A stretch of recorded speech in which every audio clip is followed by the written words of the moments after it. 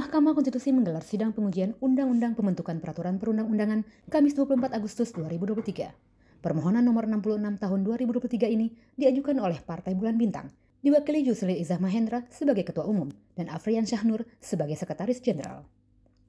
Pemohon mengatakan, dengan dilakukannya amandemen terhadap pasal-pasal yang mengatur keberadaan MPR di dalam Undang-Undang Dasar 1945, maka telah terjadi perubahan yang fundamental dari MPR sebagai satu-satunya lembaga yang melaksanakan kedaulatan rakyat.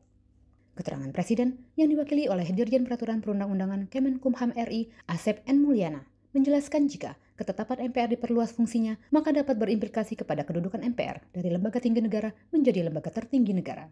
Apabila ketetapan MPR ingin diperluas fungsinya sebagian dari permohon, yang dapat melakukan ketetapan berdasarkan ketentuan pasal 2 dan pasal 3 Undang-Undang Dasar Negara Republik Indonesia tahun 1945, maka ketetapan tersebut merupakan ketetapan yang inkonstitusional.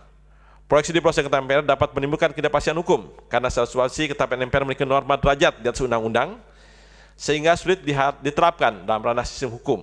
Selain itu, keterangan saksi pemohon Rambe Kamarul Zaman menegaskan bahwa ketetapan MPR RI ini menjadi yang abadi karena Mahkamah Konstitusi tidak bisa mengevaluasi dan mengujinya.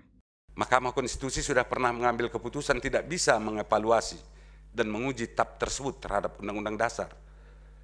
Oleh karenanya, TAP ini nanti bisa menjadi TAP yang abadi.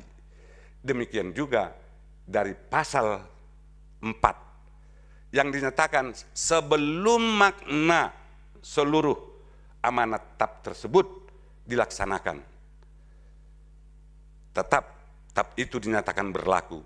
Sementara Hakim Konstitusi Eni Nurbaningsih menyatakan kepada saksi perihal dalam proses pembentukan undang-undang merujuk kepada ketetapan MPR RI. Berarti kan begitu banyak undang-undang setelah TAP 1 2000 itu yang terbentuk. Apakah Pak Rambe kemudian dari pengalaman Pak Rambe itu, apakah kemudian khusus TAP yang masuk dalam butir kategori 4 yang masih berlaku sampai dengan terbentuknya undang-undang itu, termasuk tadi sudah menyebut visi Indonesia, etika, kehidupan berbangsa, kemudian rekomendasi arah kebijakan pemberantasan korupsi dan sebagainya.